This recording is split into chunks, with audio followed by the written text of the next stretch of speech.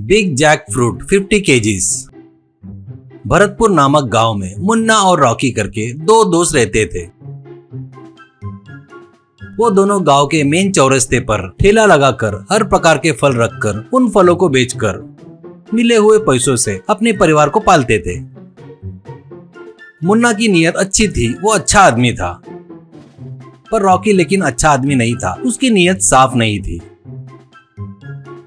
वो कुछ भी करके खराब हुए से फलों को भी लोगों को बेचता था। रॉकी, आओ सर, आओ आओ मैडम आओ, ताजा ताजा सेब शिमला से अभी अभी आया है। आओ सर आओ, इन संतरे को देखो कैसे फ्रेश लग रहे हैं। ऐसे करके उसके पास आए कस्टमरों को बातों में उलझाकर खराब वाले भी फल खरीदने लगाता था।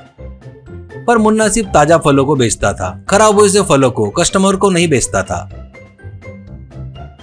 एक कस्टमर से, सर ये मत लो, ये खराब है, अच्छे नहीं है, कल ताजे फल आएंगे, ऐसे ईमानदारी से कहता था।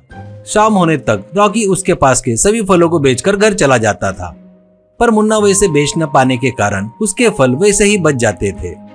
शाम में घर आए मुन्ना से उसकी पत्नी जमुना, आज भी धंधा बरोबर नहीं हुआ क्या? तुम्हारा तो धंधा ही नहीं होता। उस रॉकी को देखो कितना अच्छा धंधा करता है, तुम हो एक। ऐसा बोलकर उस पर चिढ़ती थी। मुन्ना अपना परिवार चलाने के लिए बहुत मेहनत करता था।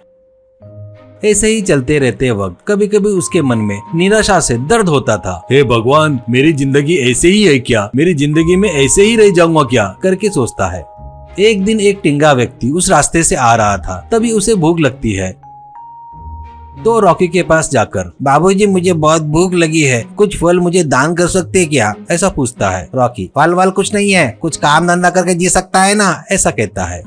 उसके बाद वो टिंगा आदमी मुन्ना के गाड़ी के पास आता है। उसे देखकर मुन्ना उसके पास कोई भी फल नहीं होने से, सिर्फ एक फन्नस का फल रहने से, उस फन्नस को काट कर उसे उस टिंगे आदमी को देता है और मेरे पास तो अभी बस यही बचा है, इसे आप ले लो, ऐसा कहता है। इससे वो टिंगा आदमी फन्नस के टुकड़े खाकर अपनी भूख मिटाता है और फिर वो आदमी मुन्ना के बारे में पूछने लगता है। मुन्ना अपने बारे में सब कुछ बता देता है। वो आदमी मुन्ना से, बाबूजी जंगल के नजदीक में एक खराब हुआ सा कुआं है, वहाँ पर एक बड़े फन्नस का पेड़ है, उसको बड़े बड़े फन्नस लगते हैं, जाकर ले लो और बेचो, कमाओ और जियो, ऐसा कहता है। वो बातें सुनकर मुन्ना खुश होता है। अगले दिन मुन्ना गाँव के नजदीक वाले जंगल में जाकर वहाँ पर एक खराब हुआ कुएं के बाजू में लगे फन्नस पेड़ को देखता है। उस फन्नस के पेड़ पर बड़े बड़े फन्नस लगे थे। उन फलों को देखकर मुन्ना को आश्चर्य होता है। अरे बाप रे, इतने बड़े फल है क्या? एक एक फल 50 किलो के ऊपर रहता होगा, सोचकर तुरंत गांव में आकर एक गाड़ी लेकर आता है। बाद में उन फन्नसों को अपनी गाड़ी में रखकर गांव में आकर बेचना शुरू करता है। आओ आओ भाई, आओ आओ साहब आओ, बड़े बड़े फन्नस लेके जाओ, 50 किलो से भी ऊपर का है, एक पीस खाओगे तो भूख भी नहीं लगेगी, करके चिल्ला रहा था। लोग भी उन फलों को बड़े आश्चर्य से देखते हुए, एक आदमी, अरे वाह कितना बड़ा है, मैंने कभी नहीं देखा, भाई एक फल देना, करके वो लेकर उठाना नहीं हो रहा था तो भी जबरदस्ती उठाकर लेकर जाता है। इस तरह मुन्ना बहुत पैसे कमाने लगता है। उन पैसों को लेकर पत्नी को देता है तो पत्नी भी खुश होती है। ये सब देख रहे रॉकी को इतना बड़ा फल मुन्ना को कहाँ से मिल रहा है करके एक दिन मुन्ना के पीछे जाता है। मुन्ना जंगल में जा रहा था, वहाँ पर पेड़ पर लगे बड़े बड़े फलों को तोड़कर गाड़ी में रखकर लाते हुए देखता है।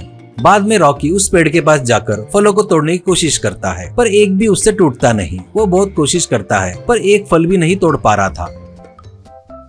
तभी आकाशवाणी होती है, बेटा वो फल नहीं टूटेगा, उसके लिए नियत और ईमानदारी रहना बहुत जरूरी है, दूसरों की मदद करना जरूरी है। तू कुछ भी आशा किए बगैर, किसी को तकलीफ दिए बिना ईमानदारी से काम किया तो तेरे को भी वो फल मिलेगा, ऐसा कहता है। बस वो बातें सुनकर रॉकी अपनी गलती खुद जानकर ईमानदारी से जीना शुरू करता है।